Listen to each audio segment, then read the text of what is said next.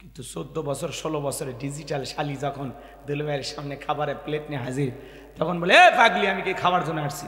আমি আসছি তোকে এক নজর দেখার জন্য। বিকেলে তোরে নিয়ে নওগাঁ নিউ মার্কেটে যাবো, রাজি? কয় দুলে ভাই, আপনার মতো দুলে ভাইয়ের হাত ধরে আমি জাহান্নামে যাইতো রাজি। কথা কন ঠিক কিনা? কারণ এরা যে কায়দায় মিশতেছে, জাহান্নাম দুইজনের ভাগ্যে জুটে গেছে, বোঝে না, এমনি করছে।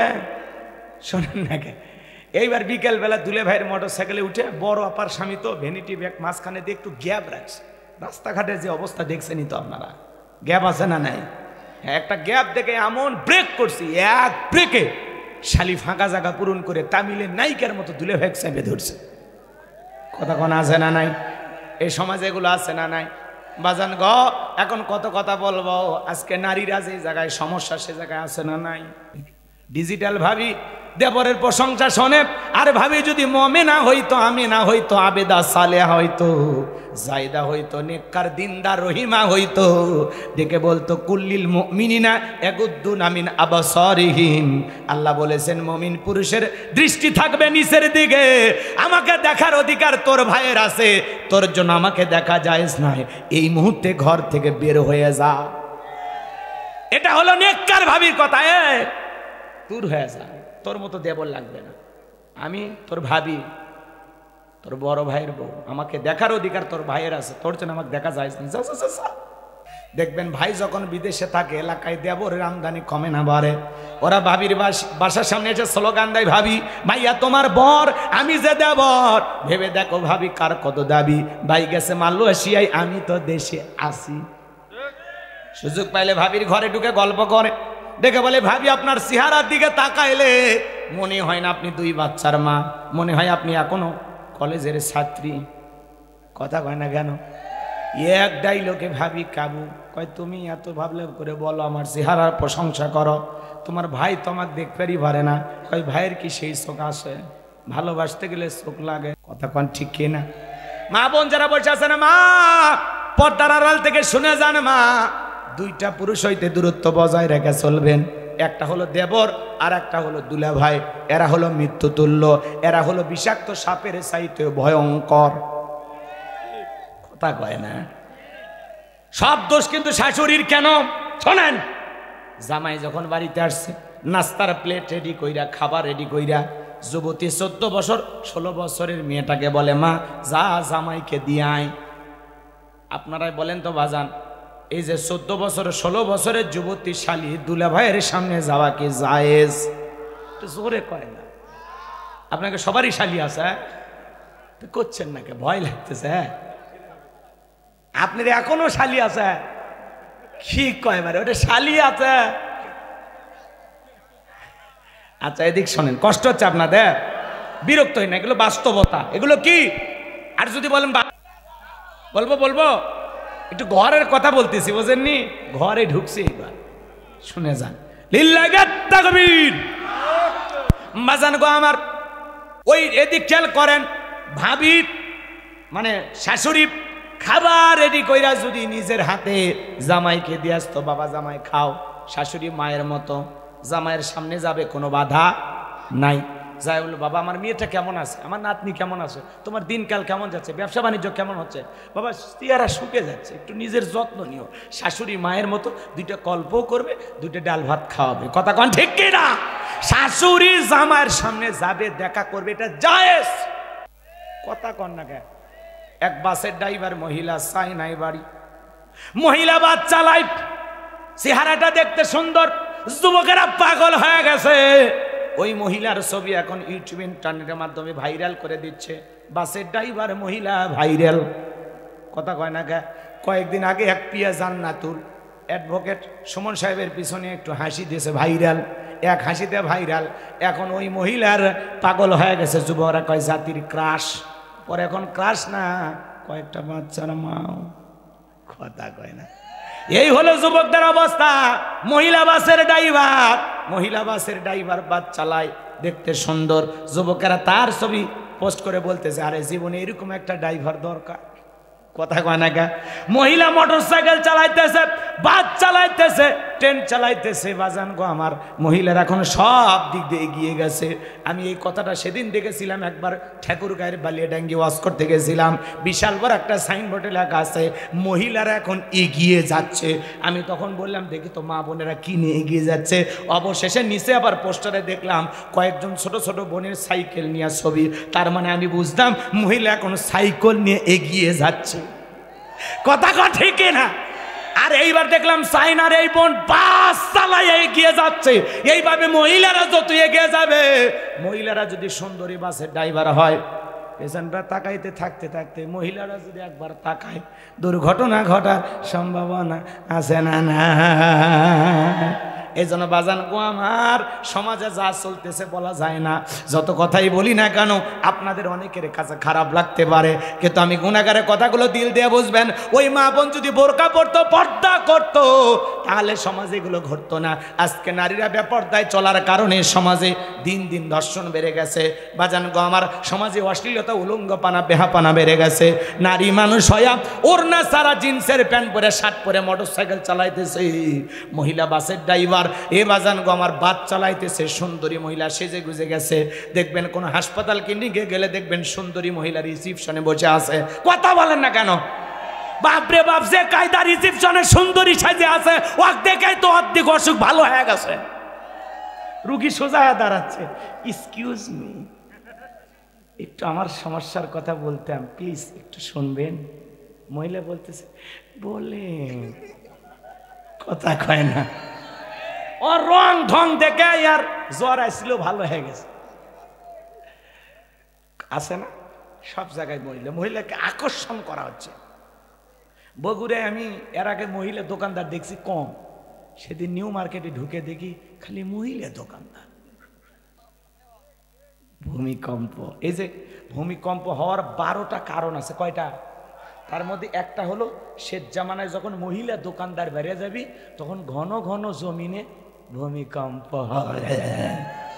ভাই বাড়ির ভাবি দোকানদার, এখন কাস্টমাররা বলে চা খায় আর না খায়, ভাবিকে এক নজর দেখে আসে। কথা কয় না কেন? মহিলা দোকানদার মানে ওর মার্কেটে বেচা কিনা গরম গরম। কথা কয় না?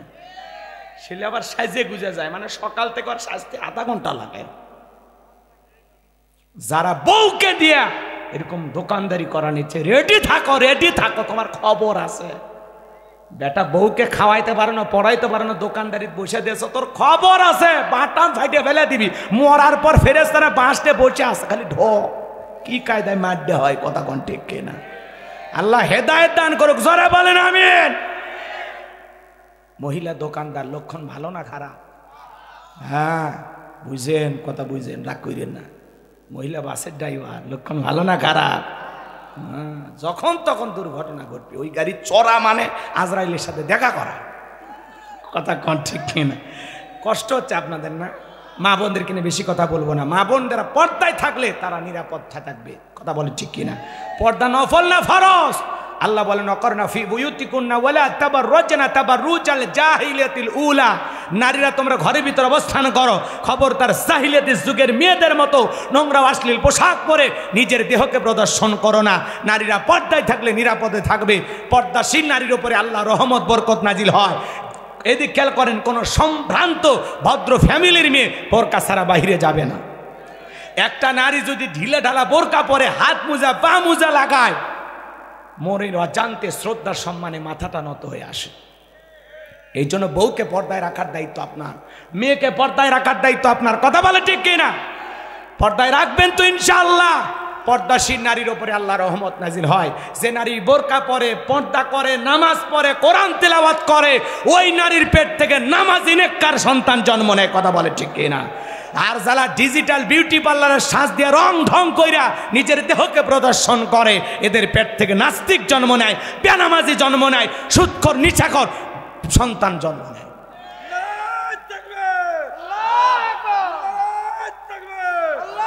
আল্লাহ যেন মা বোনদেরকে পর্দায় রাখার তৌফিক দান করেন। জোরে বলেন আমিন। মহিলা যারা বসে আছেন, মা আপনাদের ওয়াজ করার এত সময় নাই। 4টে আমলে 8টা জান্নাতের দরজা খোলা। 1 নাম্বার নামাজ, 2 নাম্বার রোজা, 3 নাম্বার ফরজ পর্দা, 4 নাম্বার স্বামীর খেদমত। আল্লাহ যেন মা বোনদেরকে 4টি আমল সঠিকভাবে করার তৌফিক দান করেন। জোরে বলেন আমিন। আর একটু জোরে বলেন আমিন। আগে নামাজ পড়ো, তারপরে কুরবানি করো। কথা কোন ঠিক কিনা? তাহলে আমরা কি করি? কুরবানির দিনে এমন ঘুম দেওয়া দেশে 9টায় ঘুম ভেঙেছে, ঈদের নামাজও নাই, ফজরও নাই, ব্রাশ ট্রাশ কইরা পাঞ্জাবি পইরা লুঙ্গি নতুন একটা পরে গরু ধরি ধরে এতিমের মতো বসে আছে। হুজুর কবর জিয়ারত কইরা বিভিন্ন দোয়া দরুদ পইরা আসে যখন হাজির, তখন বলছে হুজুর এত সময় লাগলো। এই মনে হচ্ছে চট্টগ্রাম ইমামতি করে আগেই হাজির হয়েছে। এরকম আছে না নাই? আচ্ছা, এর কুরবানি দেওয়ার কি দরকার? কোনো দরকার নেই। কারণ এ কুরবানি দেওয়া না দেওয়াতে আল্লাহর কোনো কিছু যায় আসে না। 3 নাম্বার কি বলছি এইবার খেয়াল করেন। 3 নাম্বার, 1 নাম্বার নিয়ত সই, 2 নাম্বার টাকা হালাল, 3 নাম্বার ফাসাল্লি লিরাব্বিকা ওয়ানহার। আগে নামাজ পড়ো, তারপরে কুরবানি দাও। তোমার 1-2 বছর নামাজি সাজে কুরবানি দেওয়া এমনটা না। আপনি যদি কুরবানি হওয়ার 2-1 মাস আগেও নামাজ ধরেন, তারপরে যদি কুরবানি দেন, তাও একটা কবুল হওয়ার মিনিমাম সম্ভাবনা থাকে। আল্লাহ কি বলেন? ওয়ালা কিয়ানালুহু তাকওয়া মিনকুম। আল্লাহ বলে বান্দা, কয় লাখ টাকার গরু দিলি, কয় হাজার টাকার ছাগল দিলি, ওইটা আমি আল্লাহ দেখি না। আমি দেখি তোর অন্তর। তোর অন্তরে যেইটা আছে আমি আল্লাহ সেইটা কবুল করি। কথা বলে ঠিক কি না?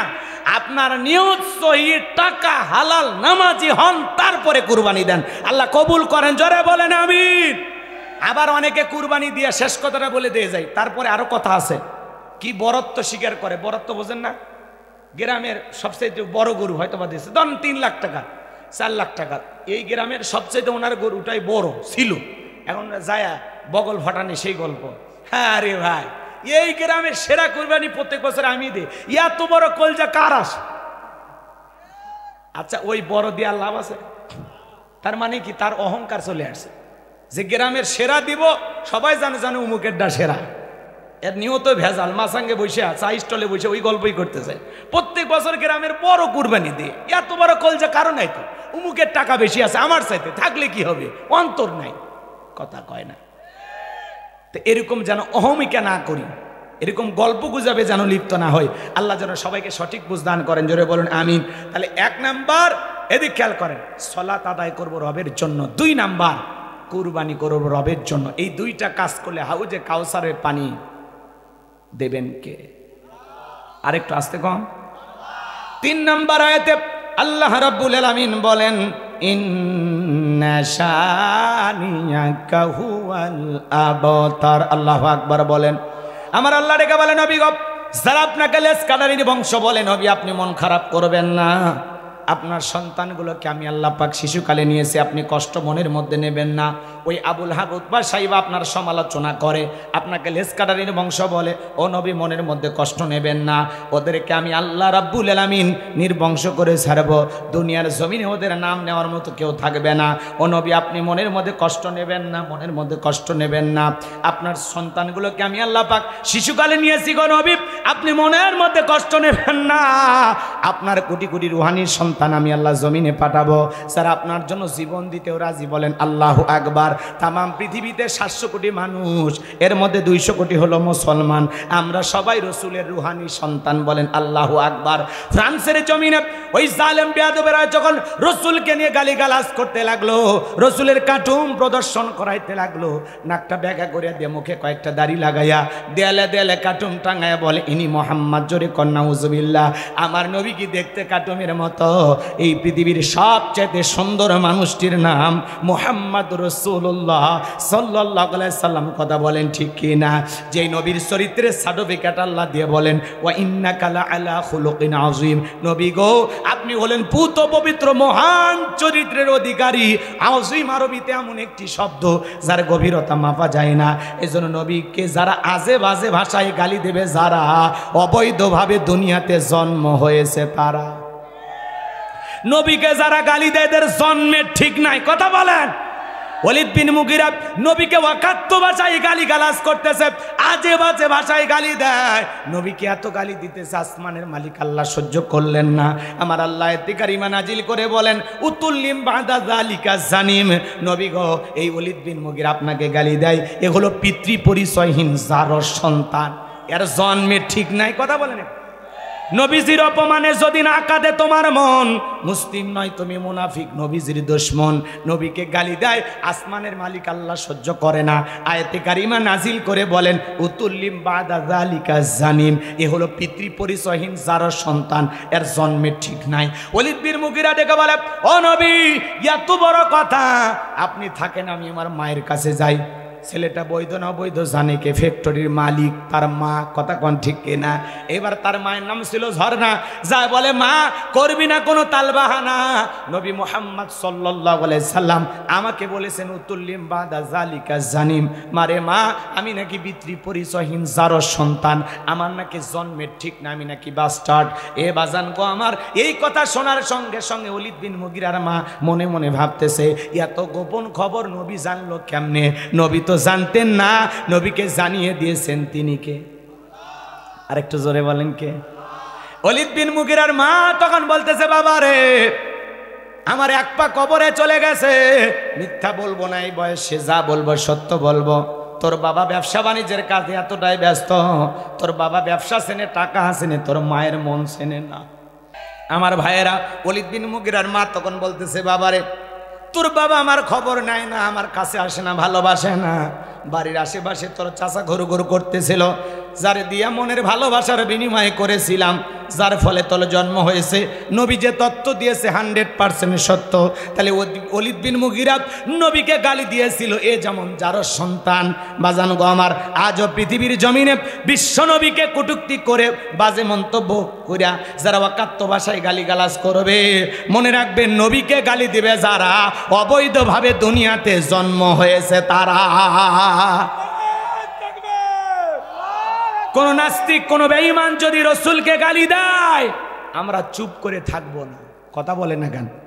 তুমি আমার বাপকে গালি দেওয়া সহ্য করবো, মারে গালি দেওয়া সহ্য করবো, আমারে গালি দেওয়া সহ্য করবো, আমার দলকে গালি দেওয়া সহ্য করবো, কিন্তু বিশ্বনবী হলেন আমাদের কলিজার টুকরা নবী। নবী কেনে যদি কোনো নাস্তিক, কোনো বেঈমান, কোনো রামবাম অকাত্য ভাষায় গালিগালাজ দেয়, কুরুচিপূর্ণ মন্তব্য করে, বাজে ভাষায় নবীকে খাটো করে, নবীর সম্মান নিয়ে কুরুচিপূর্ণ মন্তব্য করে, ওই সমস্ত নাস্তিক বেঈমানদের ধইরা ওদের বুকের ওপরে চইরা জিব্বা টান দিয়ে ছিঁড়ে কুকুরকে খাওয়াইতে কারা কারা রাজি? দুই হাত তুলে দেখা।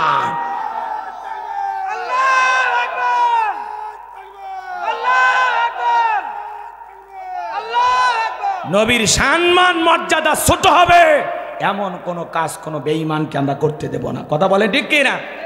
এই জন্য খালি রসুলের উম্মত হলে হবে না, রসুলের ইজ্জত সম্মান রক্ষা করার জন্য, জীবন দেওয়ার জন্য তৈয়র থাকা লাগবে। কথা বলে ঠিক কিনা?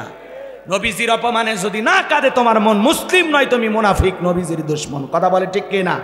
রসুলের প্রতি মহব্বত ভালোবাসা থাকার দরকার আছে না নাই? মানি না, মানব না, মানতে পারি না, আল্লাহ রসুলের অবমাননা।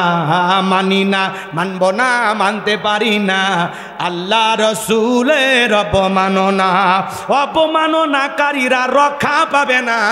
মানি না, মানব না, মানতে পারি না, আল্লাহ রসুলের অবমাননা। কথা বলে ঠিক কিনা? বিশ্বনবীর উম্মতেরা নাও হাতে শমশির, খতম করো আবু জেহেলের নাতিপুতির শাগরিদ, নাস্তিকদের আস্তানাতে আগুন জ্বালাও না। মানি না, মানব না, মানতে পারি না, আল্লাহ রসুলের অবমাননা।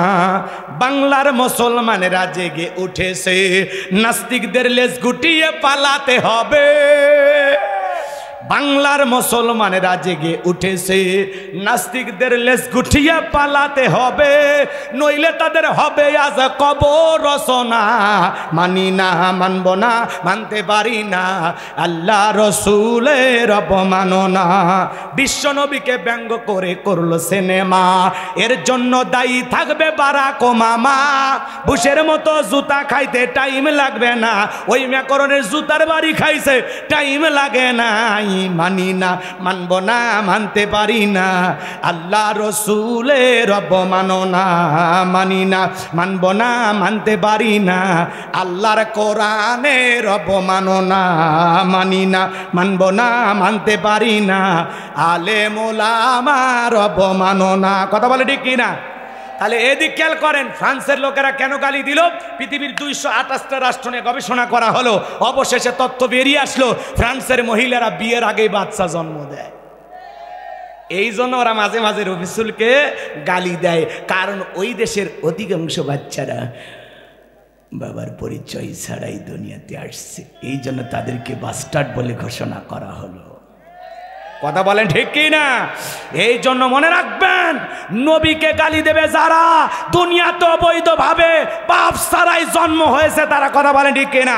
নাইবে রাসূল আলেম ওলামাদেরকে গালি দেবে যারা, এরাও অবৈধ জারর সন্তান। কথা বলেন ঠিক কি না? আলেমদের পক্ষে, নবী রাসূলের পক্ষে থাকতে রাজি আছেন তো ইনশাআল্লাহ? আর একবার হাত তুলে দেখেন কারা কারা রাজি। লিল্লাহি তাকবীর। আল্লাহ যেন কোরআন সুন্নাহ দিয়ে জীবনটা সাজানোর তৌফিক দান করেন। একটু জোরে বলেন আমিন। হাত নামান ভাই, অনেক কথা বাকি আছে, অনেক কথা বাকি আছে। আর কথা না বাড়াই ভাইয়া, 12টা বার হয়ে গেছে। দোয়া করে দিই, যত বলবো ততই ভালো লাগবে। খারাপ লাগতেছে? শোনেন, দানের মধ্যে পাতান থাকবে। মসজিদের কাজের জন্য দেখেন আবু রায়হান ভাই কলিজা ভালো মানুষ, বাপের সম্পদ আছে, তো ওরা গরিব মানুষ। তারপরে দোয়া করেন। আমার একটা মাদ্রাসা আছে, দোয়া করবেন না? মাদ্রাসা আছে, ওই মাদ্রাসার পাশে আমি আজকে আবার নতুন করে শুরু করছি মানবতার দেয়াল। কি কথা কয় না? মানবতার দেয়াল। তার মানে এখানে আপনার অপ্রয়োজনীয় জিনিসগুলো রেখে যাবেন, আবার যার যেটা প্রয়োজন নিয়ে যাবেন। এগুলো ভালো না? কথা কয় না? তো আমি আজকে আমাদের বাসার যে কাপড় চোপড় যা ছিল, হ্যাঁ, প্রায় অনেকগুলো কাপড় রেখে দিছি। আমি সন্ধ্যের পরে যা দেখি একটাও নেই, সব নিয়ে গেছে। আলহামদুলিল্লাহ। কম এই যে ভালো কাজ, মানুষের কল্যাণ হোক, মানুষের উপকারে কাজে লাগুক, এই জন্য দেখেন আমার মাদ্রাসার প্রাচীরের সামনে আমি রেখে রাখছি মানবতার দেয়াল। যার যেটা প্রয়োজন রেখে যান, যার যেটা প্রয়োজন নিয়ে যান। কথা বোঝেন? এভাবে ইনশাল্লাহ আস্তে আস্তে ভালো কাজে অংশগ্রহণ করা লাগবে। এখানে মানে পুরুষদের কাপড় রাখতে পারেন, নারীদের কাপড় রাখতে পারেন, ছোট বাচ্চাদের কাপড় রাখতে পারেন। মসজিদের এক সাইডে এক দেয়ালে আপনি লিখে রাখলেন মানবতার দেয়াল। ছোট ছোট পুরাতন কাপড় ছোট বাচ্চাদের, বয়স্ক মানুষদের রেখে গেলেন, যার যেটা মন চায় নিয়ে যাবেন। কাউকে কাপড় দিতে গেলে পুরাতন, হ্যাঁ নতুন দেওয়ার পুরাতন দিচ্ছে, কিন্তু ওইভাবে মানুষ নিয়ে যাবে, টিটকেরিও মারবে না, ঠাট্টাও বিদ্রুপ করবে না, যার যেটা পছন্দ হয়েছে নিয়ে চলে যাবে। কথা বলেন ঠিক কিনা? তো এই মানবতার দেয়াল করাই আপনারা খুশি না বেজার? তো আমার জন্য দোয়া করবেন, আল্লাহ কবুল করেন। জোরে বলেন আমিন। তো রসুলের ছেলে সন্তানগুলো কেন জীবিত থাকলো না? আমি যদি এই বিষয়টা বলতে চাই, কমপক্ষে আরো আধা ঘন্টা ওয়াজ করেন। কথা কয় না কেন? না না, এত করার সুযোগ নেই। শোনেন, 1 নাম্বার, এই দুনিয়াতে নবীর ছেলে নবী হয়েছে। বাবা ইয়াকুব নবী, বাবা ছেলে ইউসুফ নবী। বাবা নবী দাউদ, ছেলে নবী সুলাইমান। আল্লাহু আকবার বলেন। বাবা ইব্রাহিম পয়গাম্বার, ছেলে ইসমাইল ইসহাক পয়গাম্বার। আল্লাহু আকবার বলেন। তো বিশ্ব নবী হলেন শেষ নবী, খাতামান নবিয়্যিন। তিনি হলেন শেষ নবী, আখিরি নবী। তারপরে দুনিয়াতে আর কেউ নবী আসবে? কথা বলেন না কেন? রসুল এসেছেন মানে নবুয়তের দরজায় আল্লাহ তাআলা সিলগালা করে দিয়েছে। রসুলের পরে দুনিয়াতে আর কোনো নবী আসবে? আপনার আমার নবী হলেন শেষ নবী, শেষ পয়গাম্বার, আর আমরা হলাম শেষ পয়গাম্বারের শেষ উম্মত। তিনি হলেন আখিরি পয়গাম্বার, আমরা হলাম আখিরি উম্মত। কথা বলেন ঠিক কি না? কিন্তু আমাদের আবেগ কম না বেশি? নবীর ছেলে নবী হবে না, ঠিক আছে, কিন্তু নবীর মতো অথবা নবীর সমমর্যাদায় মানুষ যদি তাকে মানা শুরু করে, কথা কয় না কেন? বাপ্পি ছেলে মারা, মানে বাপ মারা গেছে, এখন ছেলে কি হয়েছে? গদ্দিনী শিল্পী। বাবা পীর, ছেলে হয়েছে পীর জাদা। কথা কয় না? সমাজে এরকম আছে না নাই? মানে বাপ মারা গেছে, এখন ছেলে আলেম হইলেও পীর, দাড়ি থাকলেও পীর, দাড়ি ছাড়া হলেও পীর। সমাজে আছে না নাই? এ কথা কয় নাকি আপনারা? এই যে পীরের নামে ভণ্ডামি আমাদের সমাজে আছে না নাই? এই যে বগুড়া মহস্থান, আপনারা নাম শোনেননি? শাহ সুলতান বলখি রহমতুল্লাহ আলাইহি সাহিত্য আছেন, আলহামদুলিল্লাহ ভালো। তিনি এসেছেন, কথা বলেন না কেন? ইসলামের প্রচার প্রসার করেছেন। ওনার অনেক লম্বা ইতিহাস, ওটা বলতে গেলে আধা ঘন্টা লাগবে, ওইদিকে যাচ্ছি না আমি। তাহলে তিনি এসেছেন এলাকাকে আলোকিত করার জন্য। এখন তার মাজারের পাশে শেষ বৈশাখে আজকে গাজার আসর বসে গেছে ওরস শরীফের নাম নিয়ে। কথা বলেন ঠিক কিনা? বাংলাদেশের বিভিন্ন এলাকার সাধু সন্ন্যাসীরা, পাগল পাগলিরা, তালা বাবা, সালা বাবা, গামছা বাবারা এই বগুড়ার মস্তানে হাজির হয়ে গেছে বৈশাখের শেষ মেলায়। পাগল পাগলি হয়ে সব তালে তাল মিলে গাঁজা খাইতেছে, গাঁজা আর কলকিতে টান মারতেছে। কথা কন ঠিক কিনা? আজকে মাজারগুলো হয়ে গেছে গাঁজা খাওয়ার নিরাপদ জায়গা। এমন কায়দায় গাঁজার কলকিতে টান মেরে ধুয়ে ছেড়ে দেয়, রাস্তায় প্রশাসনের লোক দাঁড়িয়ে থাকলে মনে হয় যে ওরসের রান্না চলতেছে। কথা কয় না? এই গাঁজা মদ খাইয়া মাতাল হইয়া বৈশাখ মাসের শেষ বুধবার একটু বৃষ্টি হয়েছে, তখন রাস্তা একটু ভাঙ্গা ছিল, বাজান গর্তের ভিতরে পানি আটকে আছে। এত খাওয়া খাইছে, মাথা লোট হয়ে গেছে ওই রাস্তার গর্তের পানি দেখা। এখন বলতেছি এত বড় নদী পার হব কেমনে? মানুষ তখন বলতেছে পাগলা এটা নদী না রে, এটা রাস্তার গর্তের পানি। কয় না আমি এ নদীতে নামবো না। আছে না নাই? গাঁজা খায়া পাগল হয়ে যায়, গাঁজা খায়া মুজদারি লাল বানাইছে, টর্চ লাইট মেরে মুখ কই খুঁজে পাওয়া যায় না, বগলের চুল দিয়ে বেরি বাড়ি হয়েছে। ওর সুন্দরবনের স্থলে বান্দরবনে কি অবস্থা? এরকম ভণ্ড আছে না নাই? পাগল পাগলি ছুটিছে। দরবেশ বাবা, লালু বাবা, কালু বাবা, তালা বাবা, সালা বাবা, গামছা বাবা, বাপরে বাপ কত বাবা, পিস্তল বাবা আছে না নাই? লাল কাপড় পরিয়ে বাপরে বাপ এমন কায়দায় ভাব ভুনে বসে পড়তে পারে না, সূরা ফাতিহা সহি করে পড়তে পারে না। এও নাকি পীর। 30 বছর গোসল করে না, নাম দিয়েছে সাধু বাবা। পাটার মতো শরীর গন্ধ করে, কাছে যাবার সুযোগ নাই। এই ভণ্ডদের কাছে যায় আর এরা গাঁজার কলকিতে টান মারে আর কয় গুরু গাঞ্জা বানাইলে কি দিয়া? দুনিয়াতে এত কিছু বানাইছে ওইটা জানতে মনে চায় না, গাঁজা কি দিয়ে বানাইছে শুনতে চায়। আছে না নাই? আরে বাপরে, গাঁজার কলকি টান মেরে গান গায়ে দেখেন, কয় ধরো কলকি মারো টান, গাঞ্জা বাবার আসে কান, মরিয়া গেলে সঙ্গে কিছুই যাবে না ইল বাবা। আরে ভণ্ড কি ধাক্কা দেখেন, গাঁজা খাইয়া মোজদারি লাল বানাইয়া ল্যাংটা হয়ে নাচতেছে আর কয় সবকিছু ছাড়িয়া তোরা বাবার চরণ ধর, আয়না বসাইয়া দে তোর কলবের ভিতর বাবারে। এমন কায়দায় কলব ধাক্কা মেরেছে, মানে কলব ফাটিয়ে চার মাথাত গেছে। কত কন্যা খে এরকম ভণ্ড আছে না নাই? আজকে ওরস শরীফের নাম দিয়া গাঁজা খাওয়ার মেলা। কথা কয় না? নারী পাগল দিওয়ানা হয়েছি, মুর্শিদের প্রেমে পড়েছি। স্বামীর প্রেমে পড়ে না, কার প্রেমে পড়ছে? এর কপাল ভালো না খারাপ? আর মুর্শিদও জাহান নামে যাবে, ওরে জাহান নামে নিয়ে যাবে। কথা কোন ঠিক কিনা? এত ভণ্ড পীর বের হয়েছে যাদের দরবারে কোনো নামাজ নাই। কয় সিজদার মতো একটা সিজদা দিবি, জান্নাত পার হয়ে জাহান নামের গর্তে পড়বি। আছে না নাই? বোঝেন নাই মনে হয়, বোঝেন নাই। এরকম নানান ভণ্ড আছে বাজান গো আমার, ওরা দরবারে নারী পুরুষ একত্রে হয় গান গায়। বোঝেন নাই? নানান ধরনের গান গাইয়া সমাজে একটু আশেকান জাকেরান সাজার চেষ্টা করে, কিন্তু এরা আশেকান জাকেরান না, এরা হলো অরিজিনাল ভণ্ড। এই জন্য নারী পুরুষ একত্রে হয়ে আছে মাজারগুলোতে জিকির হয়, নিঃসন্দেহে আল্লাহওয়ালার দরবার হতে পারে না। ভালো মানুষের কাছে যাবেন, ওয়াকুনু মাস সাদিকিন, আল্লাহ বলে সত্যবাদীদের সঙ্গী হও। যে পীরের পা থেকে মাথা পর্যন্ত নবীর সুন্নত দিয়ে ঢাকা, যার চেহারার দিকে তাকাইলে আল্লাহর কথা স্মরণ হয়, যে পীর নিজের ইমামতিতে মুরিদদেরকে নামাজ আদায় করে, ওইটা হলো পীর। কথা কোন ঠিক কিনা? পীর ছিল শাহজালাল খানকায় পীর, রাজপথে পীর, নারাই তাকবীর হুঙ্কার দিয়েছে, গৌর গোবিন্দ পালাইতে বাধ্য হয়েছে। আল্লাহওয়ালারা ছিল, আল্লাহওয়ালাদের কারণে দেশে ইসলামের প্রচার প্রসার হয়েছে। আমরা আল্লাহওয়ালাদের বিরুদ্ধে ওয়াজ করি না, হক্কানি আল্লাহওয়ালাদের সাথে আমরাও আছি, কিন্তু কোনো ভণ্ডের সাথে আমরা নাই। এ কথা বলেন ঠিক কিনা? আল্লাহ যেন আমাদের হেদায়েত দান করেন। জোরে বলেন আমিন, আর একটু জোরে বলেন আমিন। তাহলে যারা মাজারে বৈশা ওরসের নামে গাঁজা টানে, এরা পীর হতে পারে? মনে থাকবে, খবরদার গরু ছাগল নিয়ে দৌড়াবেন না। এতই বেশি হয়েছে, এলাকায় মাদ্রাসা নাই, একটা বাচ্চা ওই একটা ছাগল দেন মাদ্রাসায় দিয়ে দেন, এতিম বাচ্চারা জবাই করে খাবে, খায় আল্লাহর কোরআন তিলাওয়াত করবে, আরশের মালিক আল্লাহ খুশি হবে। গরু বেশি হয়েছে, এলাকায় গরিব মেয়ে, এতিম মেয়ে, বিয়ে হয় না, আর বিয়ে তো এটা মেহমানদারি করে 50-100 জন মানুষকে খাওয়ায় দেন, আল্লাহ খুশি হবে। আপনি বাবার দরবারে গরু ছাগল নিয়ে দৌড়াচ্ছেন, মানে ওখানে মাজারে টাকা দিয়ে লাভটা কি? কথা বলে না কেন? আজকে পাগলা, ওই যে কিশোরগঞ্জের পাগলা মসজিদ না পাগলা মাজার আছে না, হারি টাকা কি টাকা গো, আমরা মাদ্রাসার জন্য টাকা চাই পাই না, কথা কয় না কে? আর ওটি বাপ রে বাপ, ওখানে মনে করেন প্রত্যেকবার 2 মাস 3 মাস পরে এইবার বস্তা খুলছে 27 বস্তা টাকা, দেশি বিদেশি গহনা আছে, দেশি বিদেশি মুদ্রা আছে, গুনতে গুনতে টাকা বের হলো 9 কোটির উপরে।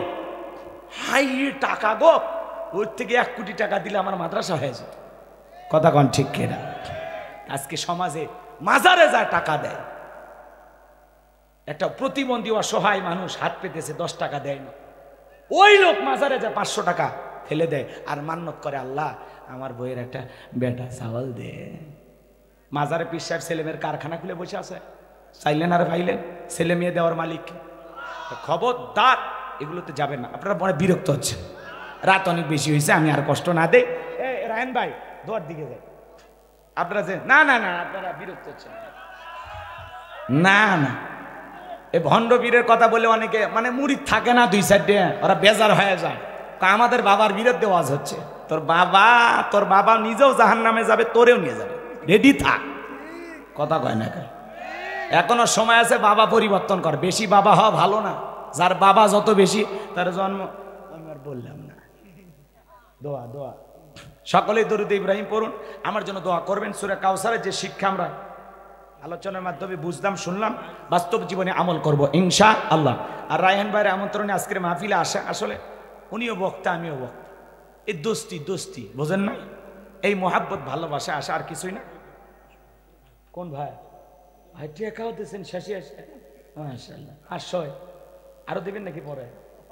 দিন, বেশি করে দিন। এক বোন কি মারা গেছে?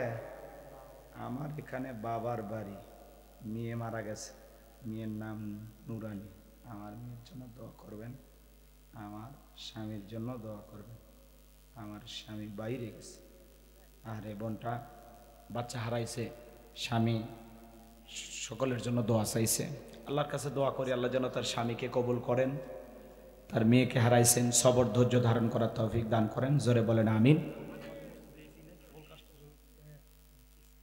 এই তো সৌদি আরব প্রবাসী ভাই কয় হুজুর আপনাকে নিয়ে যাব, সেই জিনিস। দাঁড়ান দাঁড়ান, দেখেন দেখেন দেখেন, মানুষ ছোট দেখছেন, মসজিদে এসি দি মারহাবা বলবেন না? ভাই কিন্তু সৌদি আরব থাকে, কিন্তু আমরা চাই ভাই আস্তে আস্তে পরিবর্তন হবে, বোঝেননি? নাম ধরে বলবো? ঠিক আছে, তো পরিবর্তন হবেন তো ইনশাল্লাহ, আল্লাহ কবুল করুক, জোরে বলেন আমিন। কয়টা এসি? একটা। শুরু করে রায়ান আছে, আরো লোক আছে, হয়ে যাবি, আল্লাহ কবুল করেন, জোরে বলেন আমিন। ভাইয়ের নাম শরীফ ভাই, মাশাআল্লাহ শরীফ ভাই, উনি মসজিদের জন্য একটি এসি দিয়েছেন, আল্লাহ কবুল করেন। মা মারা গেছে, শরীফ ভাইয়ের তার মায়ের জন্য দোয়া করি, আল্লাহ যেন তার মায়ের কবরকে জান্নাতের বাগান বানায় দেন, জোরে বলেন আমিন। ভাই সকলেই দরুদ ইব্রাহিম পড়ুন, আল্লাহুম্মা সাল্লি আলা মুহাম্মাদ ওয়া আলা মুহাম্মাদ সাল্লাল্লাহু আলা ইব্রাহিম ওয়া আলা আলি ইব্রাহিম ইন্নাকা হামিদুম মাজিদ, আল্লাহুম্মা বারিক আলা মুহাম্মাদ ওয়া আলা মুহাম্মাদ কামা বারাকতা আলা ইব্রাহিম ওয়া আলা আলি ইব্রাহিম ইন্নাকা হামিদুম মাজিদ। যে কথাগুলো শেষ করতে পারলাম না, একটু দোয়া করেন, রাত অনেক হয়েছে, জুমার রাত তো, আবার জুমার নামাজের ইমামতি আছে, আছেন ব্যস্ততা আছে। আল্লাহুম্মা আমিন। রব্বানা যালামনা আনফুসানা ওয়া ইল্লাম তাগফির লানা ওয়া তারহামনা লানাকুনান্না মিনাল খাসিরিন। রানীনগর পশ্চিম পাড়া পুরাতন জামিয়া মসজিদের উদ্যোগে আজকে বিরাট ইসলামী জলসার সম্মানিত সভাপতি জনাব এইচ.এম. নয়ন খান আল্লাহ কবুল করে নেন। সহ সভাপতি হিসেবে যাদের নাম আছে বীর মুক্তিযোদ্ধা শামসুর রহমান, জনাব আলহাজ মোহাম্মদ আব্দুর রাজ্জাক খান, আল্লাহ তোমার গোলামদের তুমি কবুল করে নাও। প্রধান অতিথি জননেতা অ্যাডভোকেট ওমর ফারুক সুমন সাহেবকে আল্লাহ কবুল করে নেন। রব্বুল আলামিন আজকের মাহফিলে বিশেষ অতিথি হিসেবে যাদের নাম আছে আল্লাহ তোমার গোলামদের তুমি কবুল করে নাও। রব্বুল আলামিন আল্লাহ তাআলা আজকের মাহফিল আমার পূর্বে আলোচনা রেখে ধন্য করেছেন। আমার প্রিয় ভাই শুধু বাংলাদেশ নয় ভারতেও আলোচনা করেন, চমৎকার কণ্ঠ, তরুণ আলোচক, আমার কলিজার টুকরা ভাই হযরত মাওলানা এইচ.এম. মেহেদী হাসান সিদ্দিকী, তোমার গোলামের কণ্ঠ তুমি সারা বিশ্বের জন্য কবুল করে নাও। তার ইলম যোগ্যতা বাড়ায় দাও, দুনিয়া আখিরাতে আরো ইজ্জত সম্মান বাড়ায় দাও। কথা বলেছেন এই গ্রামের কৃতি সন্তান, আমার অত্যন্ত স্নেহের, অনেক কাছের। দেখা হলে মাহফিল শেষে ফোন দেয়, ভাই কোন জেলা আছেন, কোন এলাকায় আছেন। এমন মোহাব্বত করেন, ভালোবাসেন। আমাকে বলেছেন, ভাই আমার গ্রামের একটা মাহফিল একটু করে দেয়া লাগবে। আমি আর না করতে পারি নাই। আমার ভাই এত মোহাব্বত করে, নিজের শরীরের কাপড় খুলে আমার কাপড়ে পরায় দেয়।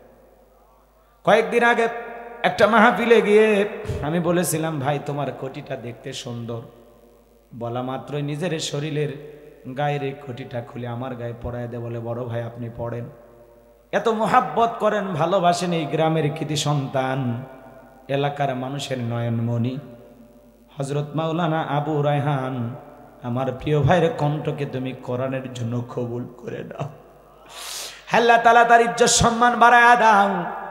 তার বাবা অন্ধকার কবরে চলে গেছে, হে রাব্বুল আলামিন তার বাবার কবরও জান্নাতের বাগান বানায়া দাও। তারা 5 ভাই মিলেমিশে এক জায়গায় থাকে। আল্লাহ তাআলা বাড়ির কাজ করতেছে, আল্লাহ তাআলা খায়ের ও বরকত দিয়ে দাও। আল্লাহ মিলেমিশে সকল ভাইকে নিয়ে সারাটা জীবন এভাবে সুন্দর একটা ফ্যামিলি নিয়ে তাদের জীবন ধারণ করার তৌফিক দিয়া দাও রব্বুল আলামিন। আজকের মাহফিল বাস্তবায়ন করতে গিয়ে যারা যেভাবে সহযোগিতা করেছেন, আমার শরীফ ভাই সহ মসজিদের এসি দিতে চাইলেন যে সমস্ত কলিজার টুকরা যুবকেরা, আল্লাহ তাআলা আজকের মাহফিল বাস্তবায়ন করেছেন, প্রত্যেকটা যুবকের ঈমান খালিদ বিন ওলীদের মতো কবুল করে নেন। আমির হামজার মতো ঈমান তাদেরকে দান করেন। আল্লাহ তাদের রোজগারে বরকত দিয়া দেন। যত প্রবাসী ভাইয়েরা দান করেছে, আল্লাহ এই দানগুলো কবুল করেন। আজকের মাহফিলে নগদে বাকিতে যত মানুষ টাকা পয়সা দিয়েছে, আমার মা বোনেরা দিয়েছে, আমার আবু রায়হান ভাই 10,000 টাকা দিয়েছে, শরীফ ভাই একটা এসি দিয়েছে। আল্লাহ তাআলা যারা যেভাবে দান করেছে, এই সকলের দানগুলো কবুল আর মঞ্জুর করে নাও। এ দানের উসিলা করে কোটি কোটি টাকার মালিক বানায় দাও, দুনিয়া আখিরাতে ইজ্জত সম্মান বাড়ায় দাও। আমরা যারা হাত তুলে ধরেছি, অনেকের মা নাই, বাবা নাই, ইতিম বানায় খবরে চলে। জনম দুঃখিনী মায়ের কথাকে ভোলা যায়, আদরের বাবার কথাকে ভোলা যায়। যে মা 10 মাস 10 দিন গর্ভে ঠাই দিয়েছে, প্রসবের যাতনা সহ্য করেছে, 2-2.5 বছর বুকের দুধ পান করাইছে, নিজে না খায়া আমাদের মুখে খাবার তুলে দিয়েছে। ওই জনম দুঃখিনী মা চেহারার দিকে তাকায়া বলতো, বাবা সারাদিন কিছুই বুঝি খাও না। কেউ আর ভালোবেসে বলে না, বাবা তুমি কেমন আছো। মায়ের ঘরটা ফাঁকা, বাড়িতে গেলে কলিজাটা খাকা করে, মায়ের মতো মুখখানি আর কাউরে খুঁজে পাওয়া যায় না। যে মা নিঃস্বার্থ ভালোবাসা দিল, যে বাবা মাতার ঘাম পায়ে ফেলাইয়া আমাদেরকে মাদ্রাসায় পড়াইলো, স্কুল কলেজে পড়াইলো, সারাটা জীবন আমাদের জন্য চিন্তা করে গেল,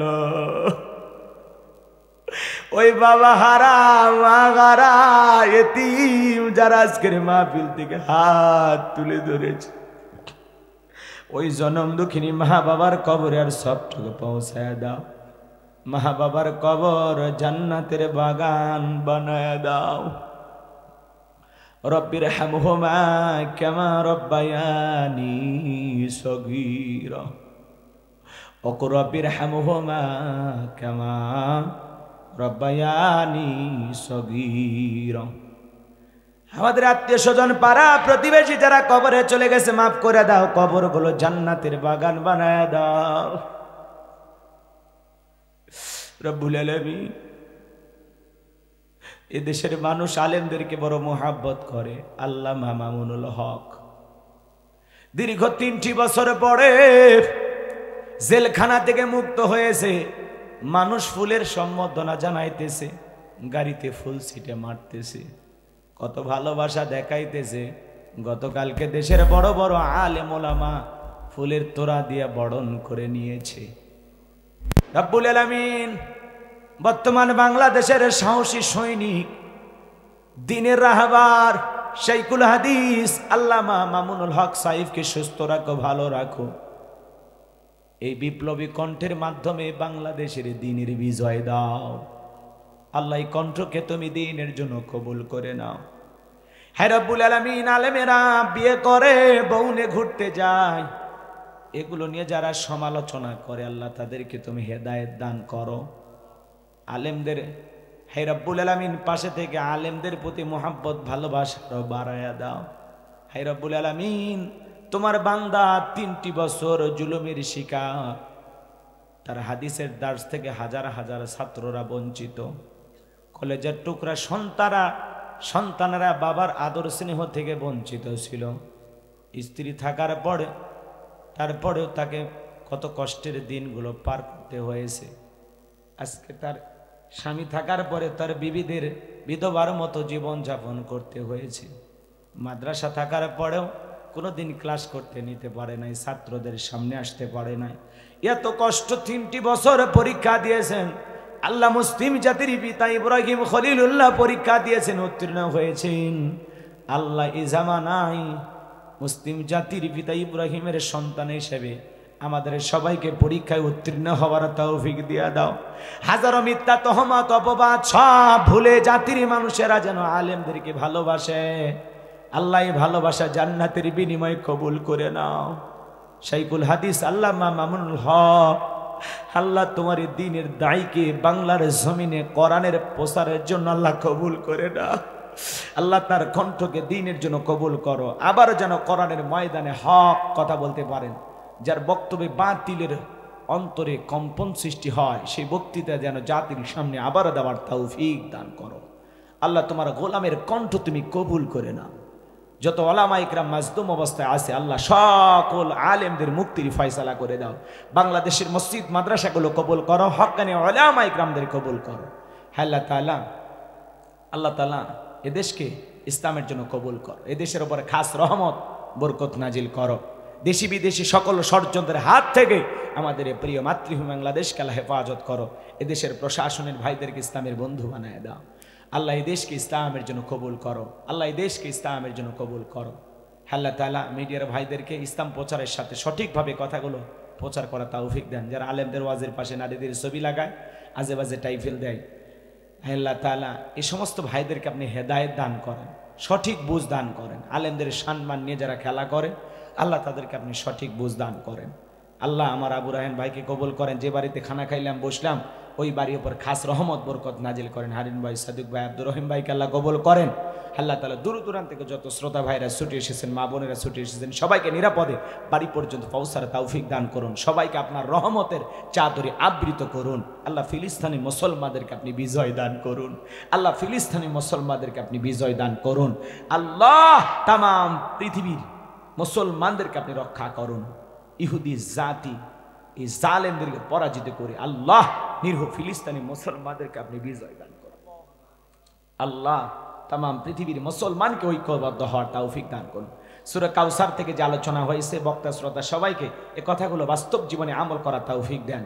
স্থানীয় নেতৃবৃন্দ, প্রশাসনের ভাইরা সহ যারা যেভাবে এই মাহফিলে সহযোগিতা করেছেন সবাইকে আপনি কবুল করেন। আল্লাহ যারা দূরদূরে কষ্ট করে ছুটে এসেছেন, আর যদি কোনোদিন নওগাঁর মুসলমানের সাথে দেখা না হয়, এই মুখগুলো জান্নাতের সিঁড়িতে পরিচয় করায় দিও। আল্লাহ এই মুখগুলো জান্নাতের সিঁড়িতে পরিচয় করায় দিও। আল্লাহ আমার হাসি ভাইকে কবুল করো। আল্লাহ এসে মেহেদি হাসান সিদ্দিকী ভাইকে আল্লাহ কবুল করো। আমার আবু রায়হান ভাইকে আল্লাহ কবুল করে নাও। আল্লাহ তোমার এই গোলামদের কণ্ঠ তুমি কবুল করে নাও। সুবহানা রাব্বিকা রাব্বিল ইজ্জাতি আম্মা ইয়াসিফুন ওয়া সালামুন আলাল মুরসালিন আলহামদুলিল্লাহি রাব্বিল আলামিন। আল্লাহ আমি গুনাহগারের মাদ্রাসাকে কবুল করে নাও। আমার মাদ্রাসায় এতিম গরিব বাচ্চাদের জন্য থাকা, খাওয়া, চিকিৎসা, পোশাক সম্পূর্ণ ফ্রি। 60 জনের মতো আমার মাদ্রাসায় ছাত্র, আমার মাদ্রাসাকে আল্লাহ কবুল করে নাও। মাদ্রাসার পাশাপাশি মসজিদ, গণকবরস্থান বানানোর স্বপ্ন দেখেছি, আল্লাহ তোমার গোলামের স্বপ্নগুলো তুমি পূরণ করে দিও। এটাই যদি জীবনের শেষ মাহফিল হয়, শেষ দোয়া হয়, আল্লাহ তোমার কাছে এতটুকু চাওয়া, জীবনে একটাবার খানায় কাবায় আমাদের সবাইকে কবুল করে নিও। রসুলেরাও যা পাকে দাঁড়িয়ে সালাম দেওয়ার সুযোগ করে দিও। মালাকুল মউত যখন সামনে দাঁড়িয়ে যাবে মৃত্যুর সময়, রসুলের চাঁদ মুখখানা দেখতে দেখতে জবানে জারি করে দিও লা ইলাহা ইল্লাল্লাহু মুহাম্মাদুর রাসূলুল্লাহ।